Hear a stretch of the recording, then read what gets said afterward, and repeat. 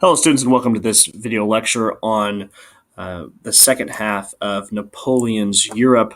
During this lesson, we're going to talk a little bit about the absolute peak of Napoleon's reign and how he ended up falling, how Europe was able to finally come together and defeat him in the field of battle and exile him.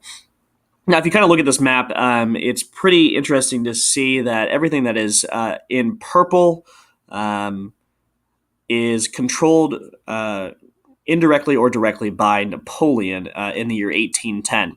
If you look at this map, you'll see that there's not much left that Napoleon can conquer or is not working to conquer. He was defeated by the British, so he could not go ahead and conquer Great Britain.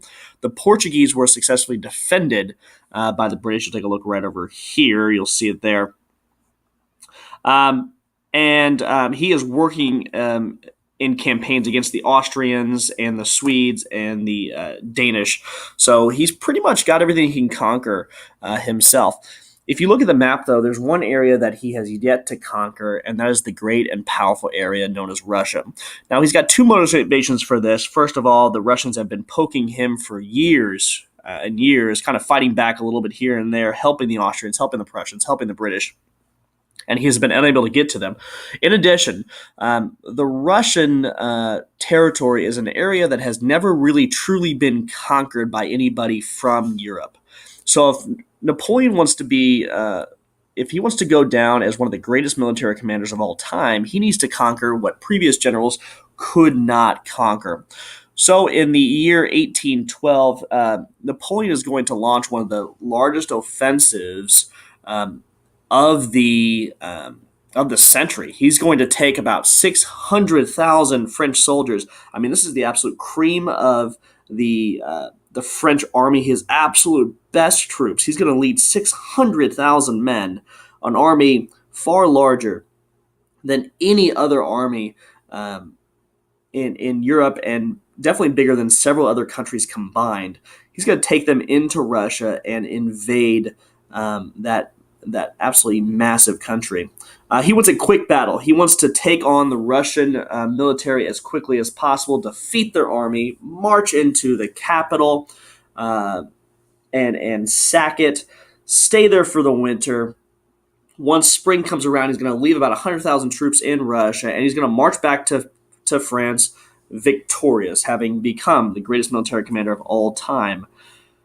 However, the Russians have a different strategy. They know they can't beat Napoleon head-to-head. Remember, Napoleon's the absolute best.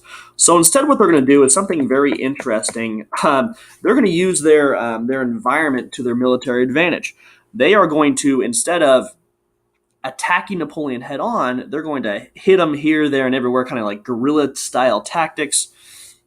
And they're going to lead Napoleon on this wild goose chase all through Russia, slowly making their way to Moscow. While they're doing that, everywhere that they go, they are burning crops, villages, farms, everything. They're burning everything. So whenever Napoleon's army actually arrives at these different places, they have nothing to get. See, the big problem with a lot of these armies in the 1800s was the fact that they are so large that they need to use the food and the crops from their environment that they're marching through to feed their armies. Well, Napoleon's army is running out of food, and with Russia burning everything around them, they can't eat. So that's not good. The Russian army is going to continue to lead them into Russia, until they kind of just disappear. Snow is starting to fall. It's getting very cold out, and Napoleon sets his sights from Moscow instead of the army. When he gets to Moscow, he realizes Moscow is also burned down to the ground. So Napoleon is now hundreds of miles inside of Russia, with leading a slowly dying army, with winter setting in, and he has nowhere to go. So Napoleon decides that in order to save at least part of his army, he's going to have to retreat.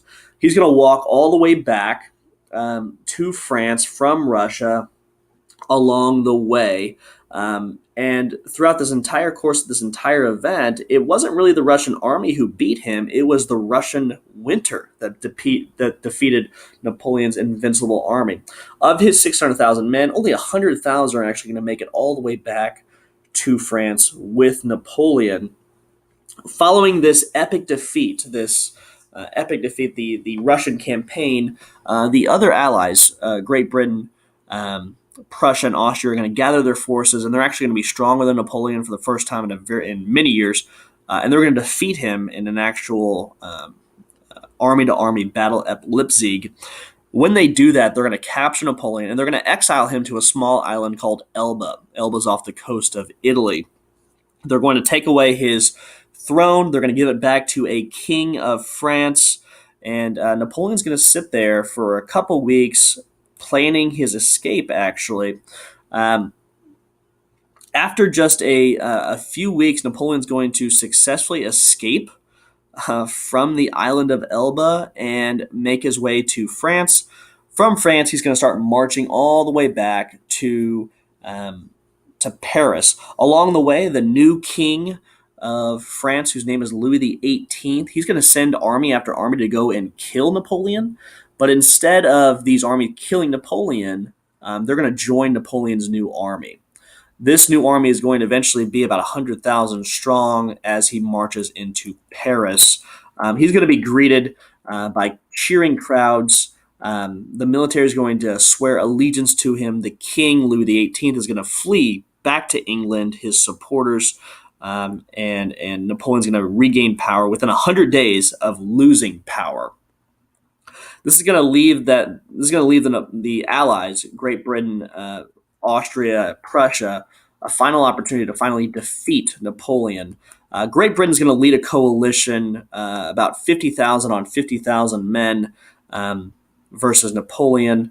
The British are going to hold the high ground at a very important battle in military history, the Battle of Waterloo. Now, I'm not going to go into too many of the details of the Battle of Waterloo, but at the Battle of Waterloo, Napoleon's going to throw everything he's got at the British. Several of his commanders are going to make very key mistakes that Napoleon did not want. The environment and the weather is going to play a role, and Napoleon's actually going to be defeated at Waterloo by the British with the help of the Austrians and Prussians. The Battle of Waterloo is going to cause 50,000 casualties, and it's going to be the end of Napoleon's military career.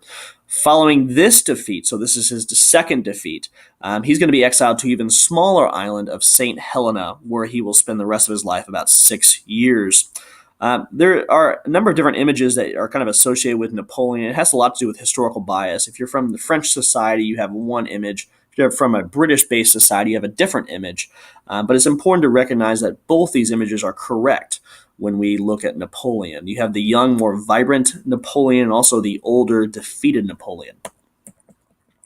Following the defeat of Napoleon, all the great leaders of Europe are going to get together and decide that a France like under Napoleon can never happen again. So they're going to redraw the map of Europe. They're going to make certain countries larger, other countries smaller. Overall, it's going to be a very tumultuous time. However, because of the Congress of Vienna, European powers are not going to fight against each other for over 100 years, which is great for Europe because they're going to be focused on conquering the rest of the world, which is part of our next unit. France is going to become much smaller, much more compact. They're going to go back to a monarchy.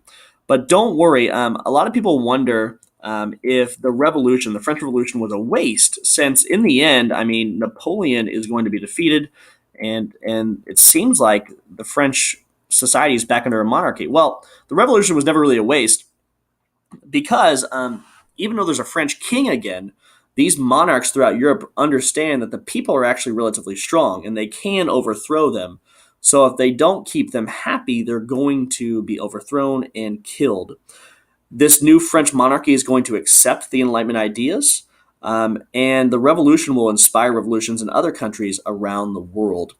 This is the end of your Napoleonic lessons. There is one quiz set for both of these lessons, so make sure to take that 10-question quiz, and we will discuss these topics at a later time.